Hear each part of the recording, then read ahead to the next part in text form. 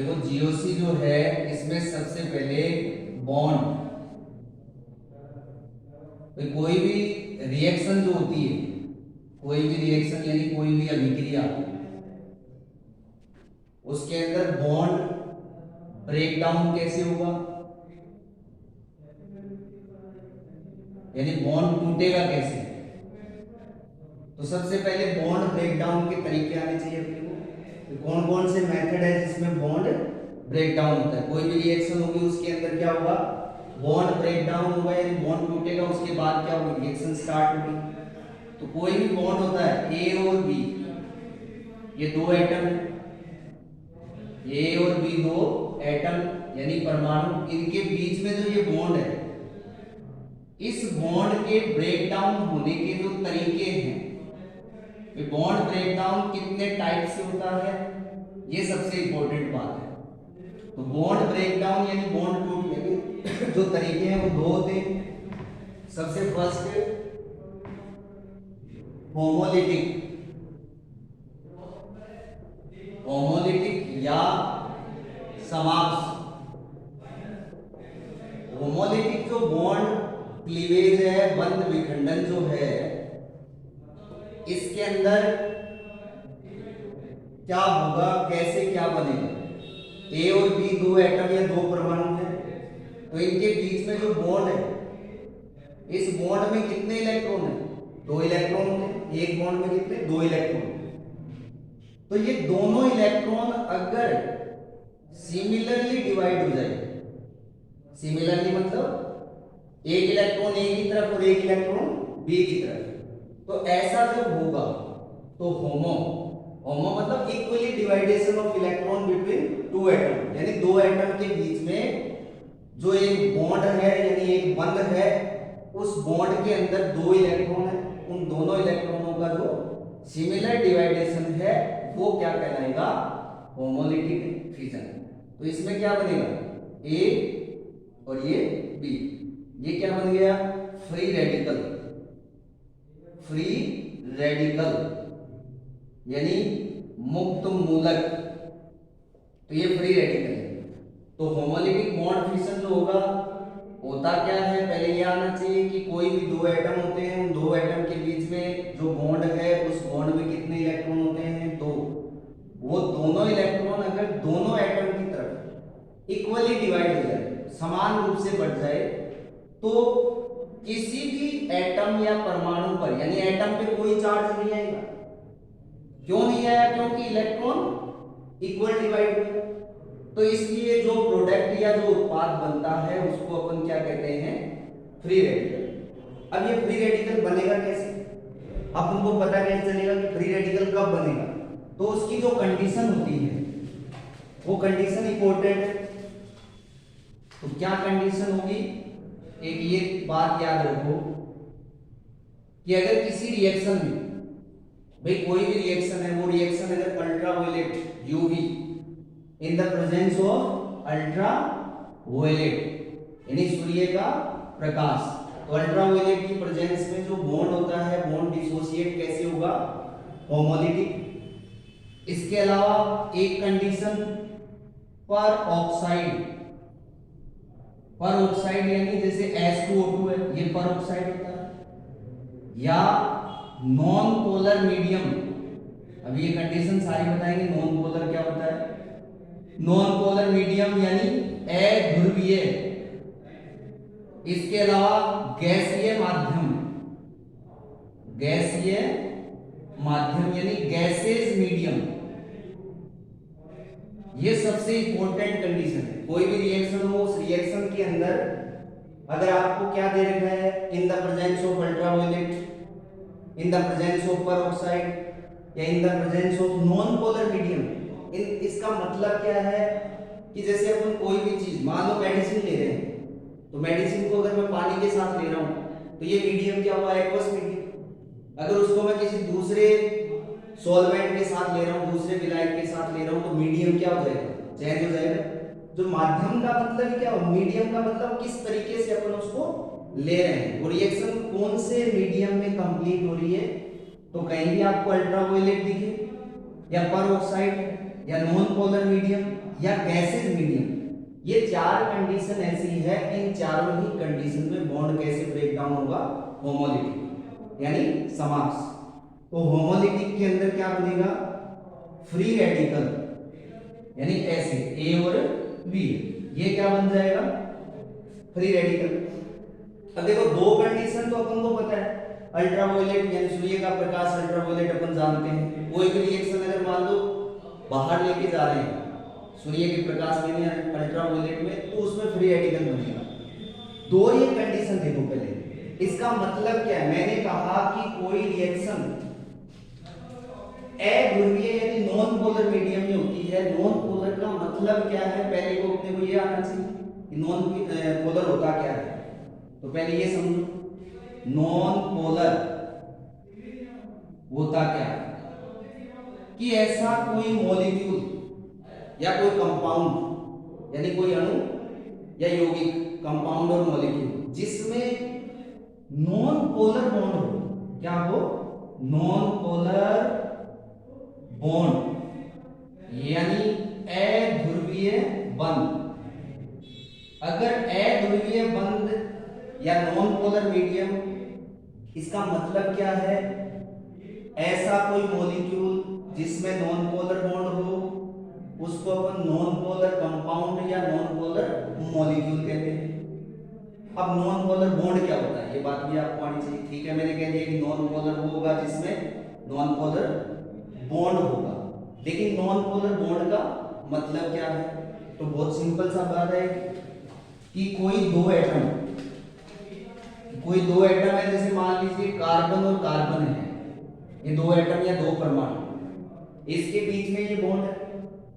तो ये बॉन्ड अपने को पता कैसे चलेगा कि नॉन पोलर है, तो सिंपल सी बात है, इधर कार्बन है इधर कार्बन है, दोनों कार्बन की इलेक्ट्रोनेगेटिविटी जो है, विद्युत ऋणता इलेक्ट्रोनेगेटिविटी, वो दोनों की क्या है, सेम। अब जब सेम है तो ये जो बॉन्ड है, इस बॉन्ड के जो इलेक्ट्रॉन है वो ना तो इस कार्बन की ओर जाएंगे ना ही इस कार्बन की ओर जाएंगे, क्योंकि रस्साकशी के गेम में क्या होता है, दो अगर बराबर के इंसान किसी रस्से को खींच रहे हैं तो रस्सा किसी की तरफ नहीं जाएगा, ना इसकी तरफ जाएगा ना उसकी तरफ जाएगा। तो अगर दो एटम ऐसे हो यानी दो परमाणु ऐसे हो जिनकी विद्युत ऋणता यानी इलेक्ट्रोनेगेटिविटी अगर सेम हो, तो वो बॉन्ड के इलेक्ट्रॉन किसी की ओर शिफ्ट नहीं होंगे।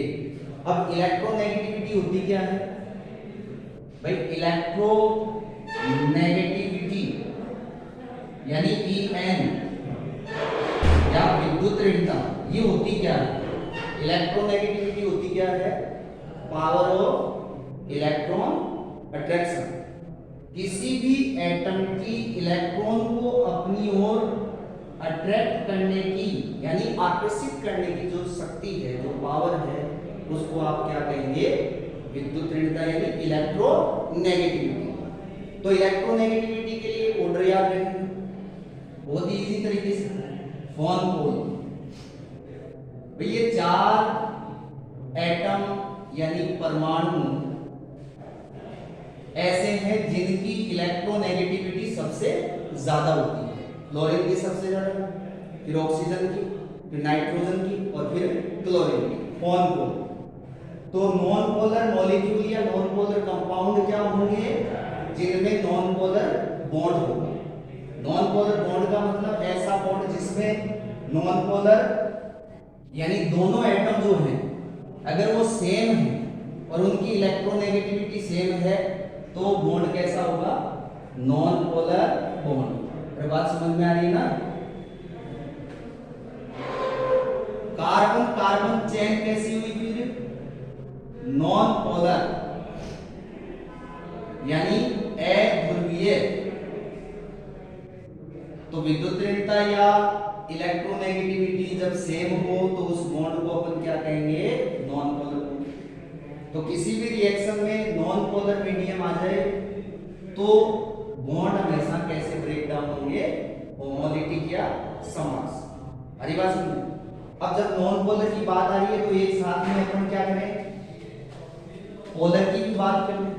पोलर यानी ध्रुवीय, तो देखो पोलर क्या होता है, पोलर पोलर बॉन्ड यानी ध्रुवीय बंध। तो पोलर बॉन्ड होता क्या है कि ऐसा कोई बॉन्ड जिसमें जो दो एटम होते हैं उन दोनों एटम की इलेक्ट्रोनेगेटिविटी क्या हो, डिफरेंस हो, अलग अलग हो। अलग अलग कैसे, जैसे सिंपल सी बात है, ये HCl है तो यहाँ पे दो एटम कौन है, दो परमाणु कौन है, एक तो H है और एक कौन है, Cl है। तो इस Cl की इलेक्ट्रोनेगेटिविटी यानी विद्युत ऋणता H से क्या है, ज्यादा है, तो इस पे जो नेगेटिव चार्ज आएगा उसको क्या बोलेंगे, पार्शियल, पार्शियल नेगेटिव आएगा, और इधर क्या आएगा, पार्शियल पॉजिटिव चार्ज। इसका मतलब क्या होता है, पार्शियल नेगेटिव और पार्शियल पॉजिटिव का मतलब क्या होता है कि जो एक बॉन्ड होता है उस एक बॉन्ड में मैक्सिमम कितने इलेक्ट्रॉन होते हैं, 2 इलेक्ट्रॉन। तो उस इलेक्ट्रॉन पे चार्ज होता है, नेगेटिव चार्ज होता है इलेक्ट्रॉन। तो जिस एटम की या जिस परमाणु की विद्युत ऋणता यानी इलेक्ट्रोनेगेटिविटी ज्यादा होगी वो एटम क्या करेगा, उस इलेक्ट्रॉन को अपनी ओर क्या करेगा, अट्रैक्ट करेगा। तो थोड़ा सा इलेक्ट्रॉन किसकी ओर शिफ्ट हो गया, जिसकी इलेक्ट्रोनेगेटिविटी ज्यादा है। तो पोलर और नॉन पोलर में बात समझ में आ रही है, अंतर क्या है, दोनों में डिफरेंस क्या है। तो उसके बाद देखो होमोलिटिक फ्यूजन जो है ये कब होगा, कंडीशन मैंने बता दी।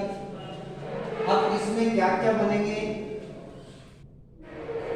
ये CH3 CH2 और Cl, ये मान लीजिए यहां लिखा हुआ आया अल्ट्रावायलेट। ऐसे रिएक्शन की बात करते हैं तो भाई कोई भी रिएक्शन हो तो अल्ट्रावायलेट आया माइंड में, तुरंत अपने क्या आएगा, बॉन्ड कैसे ब्रेक डाउन होंगे, होमोलिटिक यानी समास। तो होमोलिटिक में क्या बनेगा, जो बॉन्ड के इलेक्ट्रॉन हैं वो दोनों इलेक्ट्रॉन सिमिलरली डिवाइड होंगे, समान रूप से बटेंगे। और जब समान रूप से बटेंगे तो किसी भी एटम पे कोई भी चार्ज नहीं आएगा। लेकिन एक बात और देखो भाई, अपने को पता कैसे चलेगा कि बॉन्ड ब्रेक डाउन कहां से होगा। चलो ठीक है, कंडीशन अपने रट ली कि अल्ट्रावायलेट जहां भी हो वहां बॉन्ड कैसे टूटेगा, होमोलिटिक। लेकिन समस्या तो ये भी है ना, कहां से तोड़े, यहां से तोड़े या यहां से तोड़े, कहां से ब्रेक डाउन होगा। तो सबसे मेन बात क्या है, बॉन्ड कहां से ब्रेक डाउन होगा।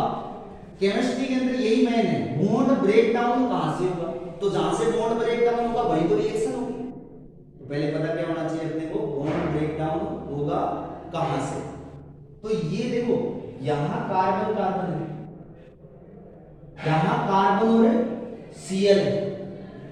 तो एक बात भी याद रखो थोड़ी सी, मैंने अभी भी कहा कि एक बॉन्ड कैसा, पोलर, बोले तो ध्रुवीय, यानी पोलर जो बॉन्ड होता है ना, पोलर बॉन्ड वो सबसे पहले ब्रेक डाउन होता है। तो अपने को पता होना चाहिए पोलर बॉन्ड होता कहां है, तो वो बात भी पता चल जाएगी कि भाई कोई भी दो एटम जो हैं अलग अलग इलेक्ट्रोनेगेटिविटी वाले, अलग अलग विद्युत ऋणता है वो बॉन्ड। तो यहां देखो ये कार्बन और ये कौन है, Cl। तो मैंने बताया दिया फोन कोल भाई यहां Cl आ रहा है। ये चार एटम ऐसे हैं जिनकी विद्युत ऋणता सबसे ज्यादा है यानी इलेक्ट्रोनेगेटिविटी सबसे ज्यादा है। तो यहां Cl आ रहे हैं इनमें से, तो बॉन्ड पोलर कौन सा हुआ, कार्बन और Cl के बीच का। तो ये कंफर्म हो गया बॉन्ड ब्रेक डाउन कहां से होगा, कार्बन और Cl के बीच का। तो कार्बन और Cl के बीच का बॉन्ड ब्रेक डाउन होगा। फिर देखो, फिर यहां देखा अपन ये चीज देखी, ultraviolet in the presence of ultraviolet homolytic fusion होगा। तो होमोलिटिक में क्या बनता है फिर, इसमें एक बात और याद रखो, एरो ऐसे लगाएंगे भाई, हाफ एरो, क्योंकि पूरा अगर कंप्लीट एरो लगा दिया एक ही तरफ तो इसका मतलब तो इलेक्ट्रॉन एक ही तरफ शिफ्ट हो गए। हाफ एरो का मतलब आधे इलेक्ट्रॉन इसकी तरफ और आधे इलेक्ट्रॉन दूसरे की तरफ। तो ऐसा जब किया मैंने तो ये बन गया, ये देखो ये बन गया, ये फ्री रेडिकल बन गए। अब यहां एक बात हो रहा है फ्री रेडिकल बन गए। तो फ्री रेडिकल जो है वहां एक डिग्री की बात की जाती है, क्योंकि जीओसी के अंदर ये सारी बातें इंपॉर्टेंट है। डिग्री ऑफ कार्बन, भाई कार्बन की डिग्री, क्योंकि यहां अपने ये तो पता चल गया ये फ्री रेडिकल बन गया। अब फ्री रेडिकल बन गया तो कितने डिग्री बना, डिग्री कितनी है, तो ये बात भी अपन को देखनी पड़ेगी। अब डिग्री थोड़ा सा एक बात देखो, डिग्री होती क्या है, CH3 CH2 CH2 CH3 ये मान लो सिंपल से। तो ये कार्बन देखो, ये कार्बन डायरेक्ट इससे जुड़ा है, तो ये कितने डिग्री हुआ, 1 डिग्री, एक से जुड़ा। ये कार्बन दिख रहा है, ये कार्बन डायरेक्ट इससे भी जुड़ा हुआ है, इससे भी जुड़ा हुआ है, तो ये कितने डिग्री हो गया, 2 से जुड़ा है ना डायरेक्ट, तो अपन इसको क्या बोलेंगे, 2 डिग्री। मेरे बात समझ में आ रही है ना। डिग्री ऑफ कार्बन होती क्या है, किसी भी कार्बन चेन में कोई भी कार्बन एटम डायरेक्ट कितने कार्बन से अटैच है, कितने से वो जुड़ा हुआ है, उनकी टोटल संख्या, number of total carbon atom from which any carbon directly bonded, known as degree of carbon. तो कार्बन की डिग्री, अब इसमें देखो जरा भाई, इस कार्बन के ऊपर क्या है, ये फ्री रेडिकल है, फ्री रेडिकल, ये फ्री रेडिकल यानी मुक्त मूलक, तो ये इस कार्बन से जुड़ा है, तो डायरेक्ट कितने से जुड़ा है, 1 से, तो अपन इसको क्या बोलेंगे, 1 डिग्री फ्री रेडिकल, यानी ये कितने डिग्री हुआ, 1 डिग्री। अब जैसे यूं आ जाए लिखा हुआ, ये है जैसे ये CH और ये Cl, तो ये CH3, ये CH3, और ऐसे लिखा हुआ है अल्ट्रावायलेट, तो अल्ट्रावायलेट माइंड में आते ये देखते तुरंत क्या आना चाहिए कि बॉन्ड कैसे टूटेगा, होमोलिटिक। होमोलिटिक में क्या हुआ, इक्वली डिवाइडेशन ऑफ इलेक्ट्रॉन। फिर कंडीशन मैंने क्या कहा कि बॉन्ड ब्रेकडाउन चलो होमोलिटिक होगा, पर कहां से होगा, तो उसका मैंने दूसरा तरीका क्या बताया कि जो पूरे का पूरा अपन को कोई मॉलिक्यूल या कोई कंपाउंड दे रखा है, कोई यौगिक या कोई अणु दे रखा है, उसमें आप क्या देखेंगे कि बॉन्ड पोलर कहां है, यानी बॉन्ड ध्रुवीय कहां है। तो इसमें ये देखो सबसे पहले अल्ट्रावायलेट यानी होमोलिटिक होगा, उसके बाद देखो ये कार्बन है और ये Cl है, यानी पोलर बॉन्ड यही है, ध्रुवीय बॉन्ड। ये बॉन्ड तोड़ेंगे ऐसे, हाफ एरो इस तरफ जाएगा, हाफ इस तरफ जाएगा, तो इसके बाद इसको देखोगे तो ये कितने डिग्री फ्री रेडिकल बनेगा, कितने डिग्री बन गया, ये फ्री रेडिकल आ गया, ये फ्री रेडिकल, ये CH3, ये CH3, तो ये कितने डिग्री, ये 2 डिग्री, ये 2 डिग्री फ्री रेडिकल, क्योंकि देखो ये कार्बन डायरेक्ट कितने से अटैच है, 2 से ही है, तो ये कितने डिग्री हुआ, 2 डिग्री। अगर यूं आए, ऐसे आ जाए, ये लो, ये CH3, ये CH3, ये CH3, और फिर अल्ट्रावायलेट लिखा हुआ है, तो ये जो बॉन्ड है यहां से ब्रेक डाउन होगा, ये लो, अब बॉन्ड ब्रेक डाउन हो गया तो ये कितने डिग्री फ्री रेडिकल बनेगा, 3 डिग्री। ये फ्री रेडिकल की बातें हैं। तो फ्री रेडिकल बनता कब है, कौन सी कंडीशन होनी चाहिए, बॉन्ड कैसे ब्रेक डाउन होगा, ये मेन बातें हैं। तो दोबारा से क्या याद रखोगे, बॉन्ड ब्रेक डाउन कितने टाइप से होते हैं, 2 टाइप से। सबसे पहला क्या था, होमोलिटिक, और होमोलिटिक में इक्वली डिवाइडेशन होता है इलेक्ट्रॉन का। फिर मैंने बताया कि होमोलिटिक डिवाइडेशन होता कब है, तो सिंपल सी कंडीशन याद रखेंगे, in the presence of ultraviolet यानी सूर्य का प्रकाश, presence of peroxide, third condition मैंने कहा नॉन पोलर मीडियम, और फोर्थ कंडीशन मैंने क्या बताया, गैसेस मीडियम। तो ये मीडियम होते हैं 4, इनकी प्रेजेंस में ये बॉन्ड ब्रेक डाउन होते हैं, तो ये होमोलिटिक। अब एक और होता है, एक होता है हेट्रोलिटिक फ्यूजन, एक होमो और एक हेट्रो। अगर ये बॉन्ड ब्रेक डाउन आ जाएंगे ना अपने को, तो सारी रिएक्शन भी आने लग जाएगी। मैन तो ये बॉन्ड है, बॉन्ड ब्रेक डाउन कहां से होगा, तो सेकंड जो होता है उसको क्या बोलेंगे, हेट्रोलिटिक क्लीवेज भी बोल सकते हो, यानी समास। तो हेट्रो इसका मतलब क्या हुआ, क्या मतलब है इसका, ए और ये बी, ये दो एटम यानी दो परमाणु। अब ए और बी जो है इनके बीच के जो बॉन्ड है, अगर वो बॉन्ड किसी एक एटम की ओर ही शिफ्ट हो जाए पूरा ही, एक बॉन्ड में कितने इलेक्ट्रॉन थे, दो, अगर वो इलेक्ट्रॉन एक की तरफ ही शिफ्ट हो गए तो इसके पास तो इलेक्ट्रॉन की कमी होगी ना, डेफिशिएंसी ऑफ इलेक्ट्रॉन होगी, और इसके पास इलेक्ट्रॉन क्या हो गए, ज्यादा हो गए। तो जिस पे ज्यादा हो गए उस पे तो क्या लगाएंगे, माइनस, और दूसरे पे प्लस। तो ये होमोलिटिक क्लीवेज या समास बंध विखंडन होता है। फिर कंडीशन इसकी कि कब होगा ये, तो कंडीशन अगर किसी भी अभिक्रिया यानी किसी भी रिएक्शन में अगर क्या लिखा हुआ आ जाए, जैसे उसमें मैंने क्या कहा था, इन द प्रेजेंस ऑफ अल्ट्रावायलेट, तो इसमें क्या कहेंगे, इन द प्रेजेंस ऑफ डार्क, अंधेरा, उसका उल्टा कर देंगे। दूसरी बात मैंने उसमें कहा था नॉन पोलर मीडियम यानी अध्रुवीय माध्यम, इसमें अपन क्या कहेंगे, पोलर मीडियम, पोलर मीडियम यानी ध्रुवीय माध्यम। तीसरी कंडीशन, कोई कैटलिस्ट यानी उत्प्रेरक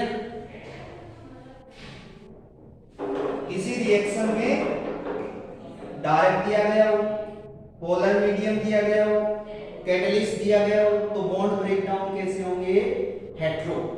और हेट्रो में क्या होगा कि जो इलेक्ट्रॉन है बॉन्ड के वो किसी एक एटम की ओर शिफ्ट हो जाएंगे। अब इनमें जैसे होमोलिटिक में तो मैंने क्या कहा, क्या बना, फ्री रेडिकल। अब आपसे पूछ ले कोई फ्री रेडिकल होता क्या है, क्या है फ्री रेडिकल, फिर डेफिनेशन क्या है।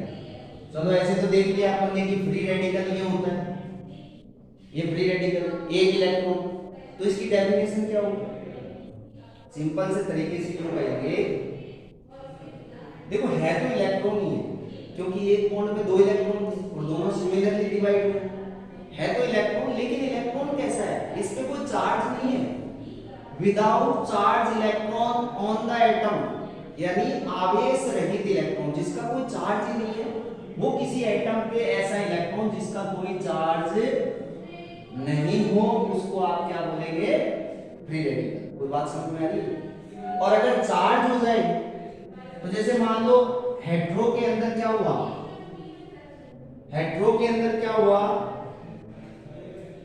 इसमें जो इलेक्ट्रॉन है वो एक ही एटम की ओर शिफ्ट हो गए, एक ही परमाणु की ओर शिफ्ट हो गए, तो इसमें तो चार्ज यानी जो उत्पाद या प्रोडक्ट बना है वो एक तो क्या बनेगा,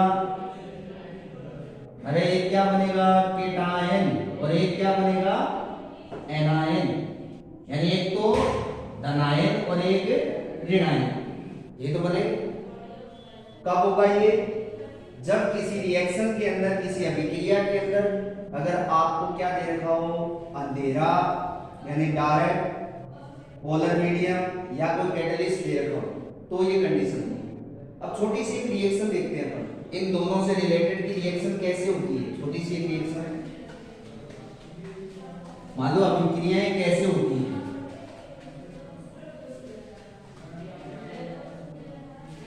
देखो एक छोटी सी रिएक्शन ऐसे आ रही है, ये है जैसे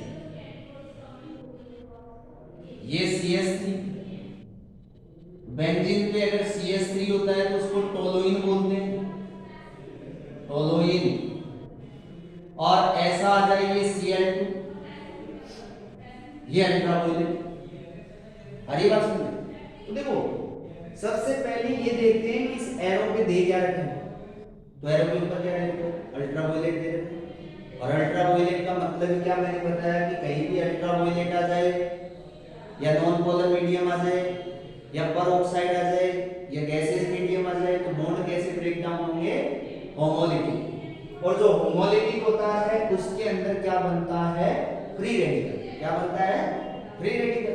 तो सबसे पहले तो यही है, ये देखो ये Cl और Cl है, तो इस अल्ट्रावायलेट के कारण ऐसे ये बॉन्ड ब्रेक डाउन हो जाएगा। ये तो ये Cl और Cl के बीच का बॉन्ड ब्रेक डाउन हो गया। अब बॉन्ड जैसे ही ब्रेक डाउन हुआ तो ये क्या बन गया, फ्री रेडिकल यानी मुक्त मूलक। अब देखो ये अभिक्रिया या रिएक्शन किससे करेगा, इस टोलुइन से करेगा। अब सवाल ये उठा कि ये रिएक्शन कैसे करेगा, कहां करेगा, ये भी तो मेन बात होती है। तो एक बात याद रखो, अगर कहीं भी फ्री रेडिकल है यानी मुक्त मूलक है, फ्री रेडिकल है, तो वो हमेशा पता है फ्री रेडिकल के पास जाएगा। फ्री रेडिकल कहां जाएगा, हमेशा फ्री रेडिकल के पास जाएगा। अब अपन ने देखा कि यहां फ्री रेडिकल कहां बन सकता है, तो थोड़ा सा अगर देखें तो ये साइड में जो ऊपर दे रखा है CH3 समूह यानी CH3 ग्रुप जो दे रखा है, तो इसमें बॉन्ड को मैं ऐसे भी तो लिख सकता हूं, ऐसे भी लिख सकते हैं, बात तो वही है। तो जब यहां फ्री रेडिकल बन रहा है तो यहां भी तो क्या बनेगा, फ्री रेडिकल बनेगा, ये लो, यानी मुक्त मूलक बनेगा। क्योंकि कार्बन और H इसके बीच का जो बॉन्ड है वो अल्ट्रावायलेट की प्रेजेंस में कैसे ब्रेक डाउन हो जाएगा, समान इक्वली डिवाइडेशन हो जाएगा। अब ये इलेक्ट्रॉन देखो जरा, एक इलेक्ट्रॉन ये, एक इलेक्ट्रॉन ये रहा, ये दो इलेक्ट्रॉन हो गए और दो इलेक्ट्रॉन मिलकर क्या करेंगे, एक बॉन्ड बनाएंगे। तो क्या बन जाएगा, H और Cl।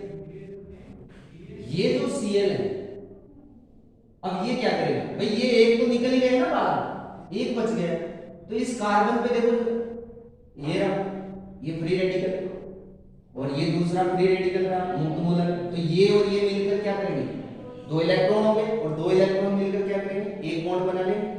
हरी बात समझ में, तो ये एक बॉन्ड बना लेंगे ऐसे। तो यहां देखो ये CH2 और ये Cl, CH2 Cl, ये कैसे बन गया, ये बॉन्ड ऐसे टूटा। तो कैसे रिएक्शन होगी कि कोई भी बॉन्ड कैसे ब्रेक डाउन है, पहले मेन बात तो वो है, उसके बाद रिएक्शन होगी कैसे, तो पहले तो बॉन्ड ब्रेक डाउन करना आना चाहिए। तो बॉन्ड ब्रेक डाउन के करने के कितने मेन तरीके हैं, दो, एक तो होमो और एक हेटेरो। होमो में चार कंडीशन याद रखो, सिंपल सी बात है, अल्ट्रावायलेट, पेरोक्साइड, इसके अलावा नॉन पोलर मीडियम और गैसेज मीडियम, ये होमो में होगा। हेटेरो या बिस्मार्क्स में क्या होगा, उल्टा कर दोगे उसका, डार्क यानी अंधेरा, पोलर मीडियम यानी ध्रुवीय माध्यम। तीसरी कंडीशन मैंने बताई, कोई कैटलिस्ट यानी कोई उत्प्रेरक। तो बॉन्ड कैसे ब्रेक डाउन होंगे, हेटेरो। और हेटेरो के अंदर हमेशा क्या बनता है, विषम में क्या बनेगा, प्लस और माइनस बनेगा। आगे कोई बात समझो। अब थोड़ा सा इसमें आगे देखो चलेंगे, तो बॉन्ड ब्रेक डाउन के बाद, क्योंकि अपन बॉन्ड ब्रेक डाउन करना सीख लेते हैं तो उसके बाद रिएक्शनों की बात करते हैं। तो रिएक्शनों की जब बात करते हैं, कोई भी रिएक्शन होती है तो उस रिएक्शन के अंदर तीन चीज मेन होती है, तीन ही होती है। तीन कौन कौन भाई, एक तो रिएक्टेंट अभिकारक यानी रिएक्टेंट, एक क्या होता है विकर्मक यानी रिएजेंट, और ये सब मिलकर क्या बनाते हैं, प्रोडक्ट यानी उत्पाद। तो अब कितने रिएक्शन रट्टा मारेंगे, बहुत सारी रिएक्शन। तो तरीका अगर आ गया ना तो रिएक्शन आने लग जाएगी, वरना तो ऑर्गेनिक केमिस्ट्री में क्या करते हैं, रिएक्शन देखकर छोड़ दो, इतना ही होगा, इसमें कुछ नहीं होगा आगे। क्योंकि ज्यादातर क्वेश्चन आज तक क्या रहे हैं, ऐसे वाले आ रहे हैं, इधर कुछ भी दे देगा एरो बना के, ये क्वेश्चन मारेगा, तो ये क्वेश्चन मारे के रह जाता है, वहां भी रह जाएगा और अपने तुम्हारे भी रह जाएगा, क्वेश्चन मारे के रह जाएगा। तो इसको कंप्लीट कैसे करेंगे, तो कोई भी रिएक्शन होती है, रिएक्शन होती कब है? जब पुराने बॉन्ड ब्रेक डाउन होते हैं। पहले तो बॉन्ड की बात आती है और नए बॉन्ड बनते हैं, तभी तो रिएक्शन होती है ना। कोई अपन मेडिसिन ले लेते हैं, दवाई लेते हैं, मान लो एलर्जी होगी, तो वो एलर्जी कैसी हुई? वहां भी कहीं ना कहीं बॉन्ड की तो बात है। अरे अपन दवाई ले रहे हैं ना, उस दवाई में भी क्या है?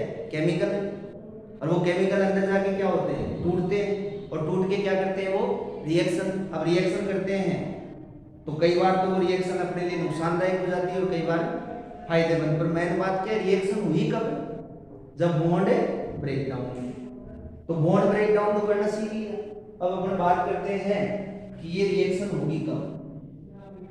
तो अभिकारक यानी रिएक्टेंट, इस पे देखो ये अभिकर्मक, तो ये अभिकर्मक या रिएक्टेंट क्या करेगा? इसके ऊपर आक्रमण यानी अटैक, और जैसे ही वो अटैक करेगा तो क्या बनेगा? उत्पाद या प्रोडक्ट बनेगा। तो पहले अपने को क्या आना चाहिए? ये यानी अभिकर्मक या रिएजेंट होते क्या हैं? तो ये दो होते हैं, दो होते हैं। दो कौन कौन से होते हैं? देखो दो कौन कौन से हैं? विकर्मक यानी रिएक्टेंट कितने हैं? दो। दो कौन कौन से भाई?